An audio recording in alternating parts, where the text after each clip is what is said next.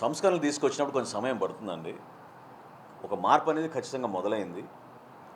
చాలా లోతుగా అధ్యయనం చేసి అంతర్జాతీయ సంస్థలతో మన కేంద్ర ప్రభుత్వం ఏ విధంగా న్యూట్రిషన్ వాల్యూ పెంచాలి, ప్రతి మానవుడికి ఏ విధంగా మనం ఉపయోగపడగలుగుతాం భారతదేశంలో అని ఆలోచించి ఈ ఫార్టిఫైడ్ రైస్ కర్నల్స్ అంటారు, ఎఫ్ఆర్కే అంటారండి. వాటిని 1% ప్రతి బస్తాలో కూడా కలుపుతాం. దాంట్లో అనేక వైటమిన్స్ ఉంటాయి.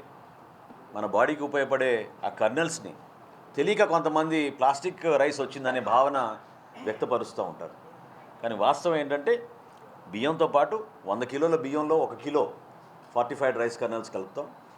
పౌష్టికాహారం పెంచడానికి కోసం మనకు రావాల్సిన న్యూట్రియంట్స్ ఉండాలనే ఉద్దేశంతో కేంద్ర ప్రభుత్వం అందిస్తున్న గైడ్లైన్స్ ప్రకారంగా ఇది జరుగుతుంది. ఇది రాష్ట్ర ప్రభుత్వం, కేంద్ర ప్రభుత్వం సంయుక్తంగా చేసే కార్యక్రమం. సో ఖచ్చితంగా మీ సలహాలు, సూచనలు ఇందులో కరెక్ట్.